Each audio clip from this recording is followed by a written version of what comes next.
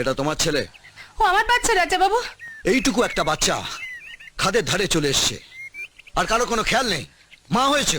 ও চলে আসেনি রাজা বাবু, আপনাকে মারার জন্য ওকে জোর করে এখানে নিয়ে এসে ফাঁদ পাতা হয়েছে।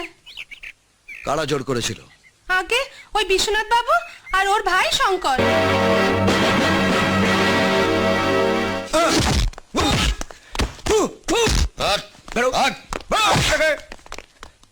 এতগুলো লোক মিলে একটা লোককে মারতে পারলো না, দল কোথাকার? বেড়াল দিয়ে বাঘ শিকার করা যায় না শঙ্কর।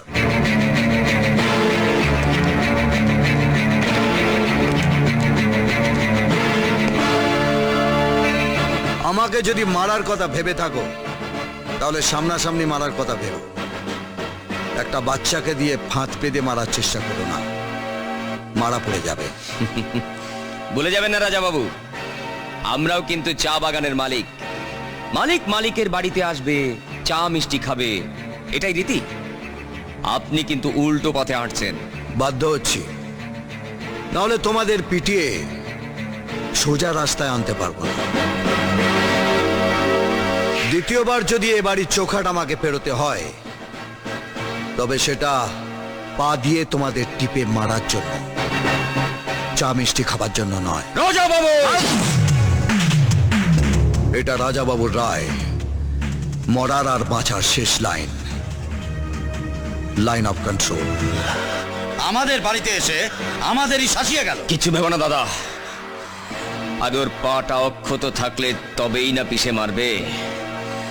আমি তোমার পায়ের তলা থেকে মাটিটাকেই সরিয়ে নেব রাজা বাবু। দাঁড়াবার মতো এতটুকু জায়গা থাকবে না। এটা বিশ্বনাথ আর শঙ্করের রায়।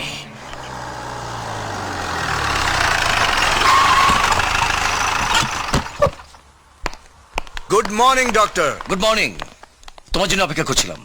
সবাইকে বলে রেখেছি যে আজকে রাজাবাবু আসছে তোমাদেরকে আশীর্বাদ করতে, মিষ্টি আর শাড়ি নিয়ে। চলো এসো।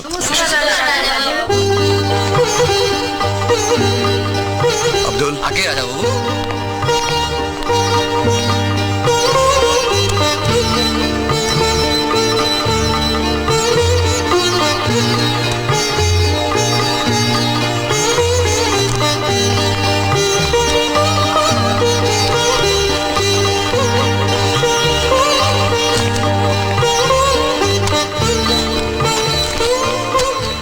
ডাক্তার, এরা সবাই সন্তানের মা হতে চলেছে। এদের যেন কোনো কিছুর অভাব না থাকে। ওষুধপত্রের দরকার হলে সঙ্গে সঙ্গে জানাবে। ওষুধপত্র হচ্ছে এদের বড় ভরসা, তোমার আশীর্বাদ, আর সেটা ওরা পেয়ে গেছে। ওদের আর কোনো ভয় নেই। চলি ডাক্তার। এসো। দাঁড়ান রাজা বাবু, আমার বউটাকে একটু আশীর্বাদ করবেন না? আসতে চাইছিল না, আমি জোর করে টেনে নিয়ে এলাম। কারণ আপনার আশীর্বাদ ছাড়া তো এই পাহাড়ের কোলে কোনো মেয়েই সন্তানের জন্ম দিতে পারে না। আমার বউটাই বা বাদ যাবে কেন? আরে দাঁড়িয়ে আছিস কেন? রাজা বাবুর আশীর্বাদ নে।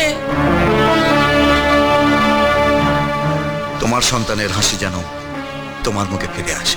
নিজে তো আর কোনোদিন বাবা হতে পারবেন না, অন্যের বাবা হওয়ার আনন্দটাই উপভোগ করুন।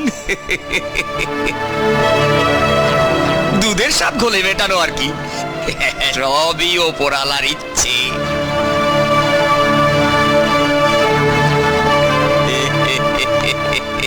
তুমি এই দেবতার মতো মানুষটাকে এইসব কথা বললে? চুপ কর। দেবতা?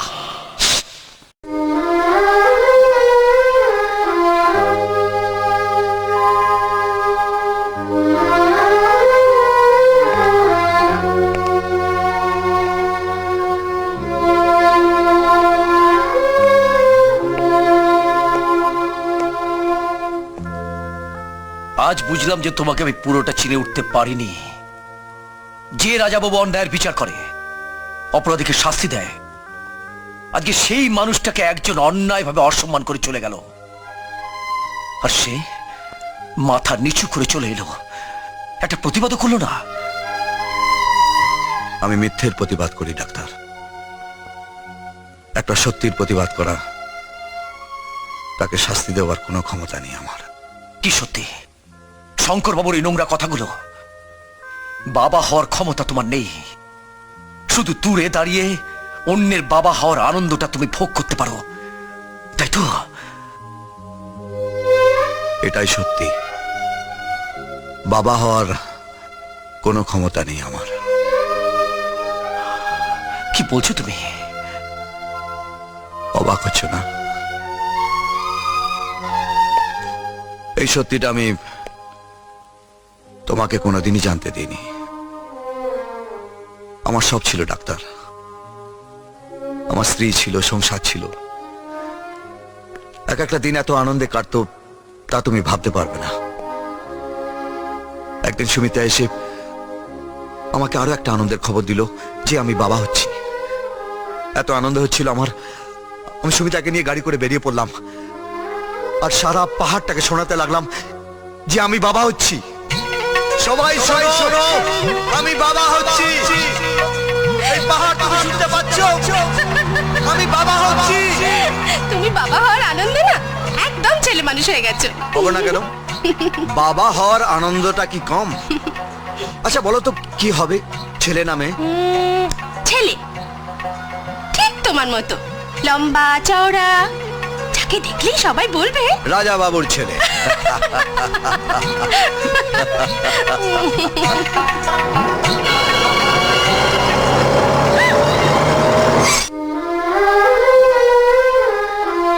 সুমিতা চলে গেল, কিন্তু ভগবান আমাকে আরো একটা শাস্তি দিল। সেই আমার লোয়ার পোর্শন হেভিলি ইনজিওর্ড হয়, আমি বাবা হওয়ার ক্ষমতাটা হারাই।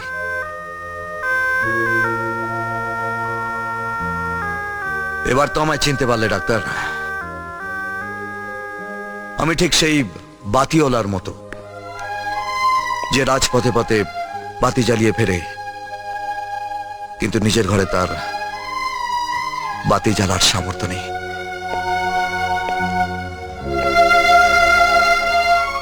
সব কষ্ট, সব দুঃখ তুমি এতদিন একা বসছ, একটুখানি ভাগ তো এই বন্ধুটাকে দিতে পারতে। ডাক্তার, আনন্দটা সবার, তাকে সবার সাথে ভাগ করে নিতে হয়, কিন্তু দুঃখটা একান্ত ব্যক্তিগত। তাতে শুধু তারই অধিকার থাকে, দুঃখটা যার। একদিন আমি তোমাকে বলেছিলাম যে এরকম বন্ধু যেন শত্রুরও না হয়, কিন্তু আজকে আমি বলছি যে অনেক ভালো কাজ করেছি বলে তোমার মতন একজন বন্ধু পেয়েছি। I am proud of my friend, I really proud.